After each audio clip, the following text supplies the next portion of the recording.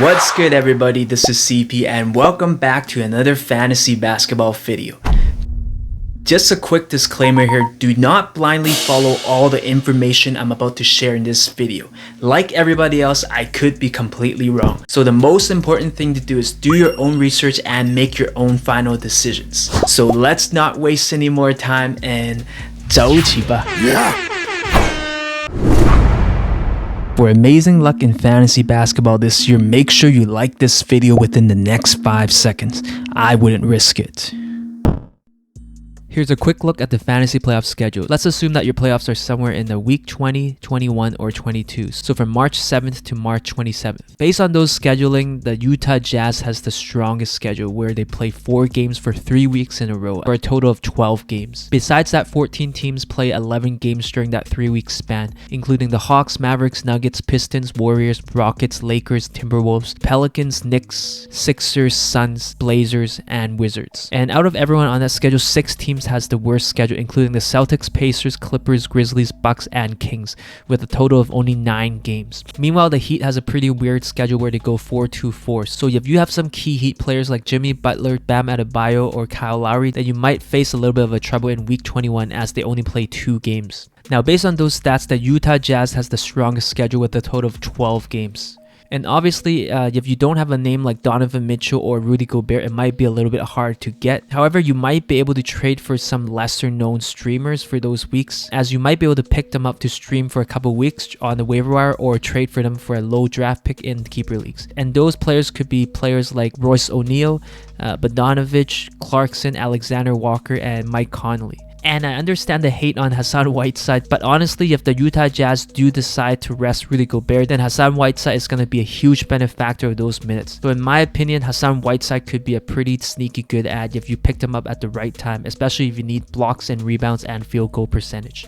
A second team I want to highlight is the Phoenix Suns, who I think has a pretty good schedule as they go 4-4-3. So for the quarter and semi-final weeks, you get 4 games out of these players. Obviously, we all know about Devin Booker and DeAndre Ayton, and even Mikal Bridges is added in a lot of leagues. However, if you were to ask me, I think some of the sleepers on the Phoenix Suns would be Jay Crowder, Cam Johnson, possibly JaVale McGee, and one of the point guards. Because as we all know, CP3 is down, so pretty much, in my opinion, if you pick up any of these point guards at the right time, you might be able to stream and get some pretty good value, especially during crunch time in your playoffs. Now, if we look further down the list, assuming that your playoffs start in week 20 and if you don't have a bye, then for a few teams like the Brooklyn Nets, the Charlotte Hornets, and the Chicago Bulls, I personally don't really like their schedule. And you can also add the Boston Celtics and Indiana Pacers to that list. Because for these particular teams, they only play 3 games for 2 weeks straight. And yes, the Nets, the Hornets, and the Bulls have 4 game weeks. But that's in week 22, so that's assuming that you make the finals. And in a lot of cases, sometimes if you're desperate, I don't recommend holding the players until the finals, because if you can't get to the finals, then there's no point in holding them. Especially, for example, if you have a key player on the Hornets, Bulls, or the Brooklyn Nets, and if you're not performing during that week, then you might have to make some tough choices and actually cut them. Because yes, there's a chance that someone else will pick them up. But like I said before, if you can't get past the first round, then there's no point for holding your players for the second round. Because obviously the ultimate goal is to win a championship in fantasy basketball. At the same time, Boston Celtics, Indiana Pacers, Memphis Grizzlies, and Milwaukee Bucks go with a 3-3-3 schedule. So for key players on Boston like Jason Tatum and Jaylen Brown, or on the Milwaukee Bucks and Memphis Grizzlies like Giannis and Ja Morant or Chris Middleton, yes, they can perform when they're at their best. But if they have a rough week, then they could honestly cost you your playoff matchups. Because if you save a roster spot for them to keep them for 3 games, and your opponent picks up 2 streamers from a team that has 4 games that week, then they might be able to beat you, because at the end of the day, some playoff teams manipulate the schedule to get more games out, then have the better player play once. So obviously keep that in mind.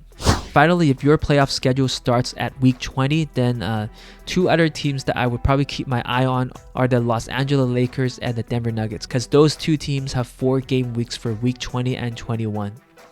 Obviously, AD is probably not coming back.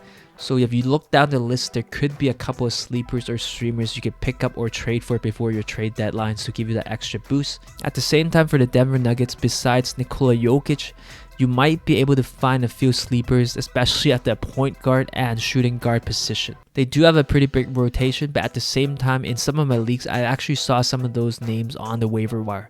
So keep a lookout in your league, especially if people are not very active on the waiver wire. Moving on, if your playoffs start a little bit later, let's say from week 22 to 24, so that would be March 21st to April 10th, then the schedule looks a little bit different. And as you can see, 4 teams have a 12-game schedule, so they go 4-4-4 for 3 weeks straight.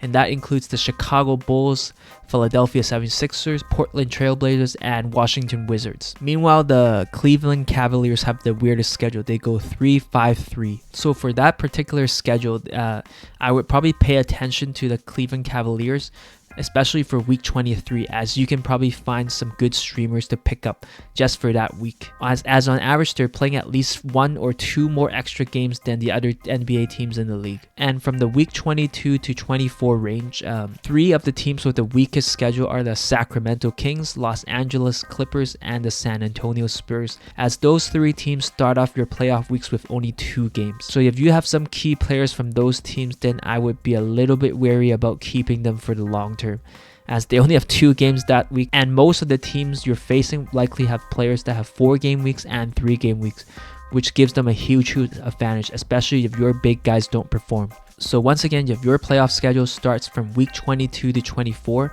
then I would recommend targeting players on the Bulls, Sixers, Blazers, and Wizards, as they all seem to have a very consistent and solid schedule going for 3 weeks straight.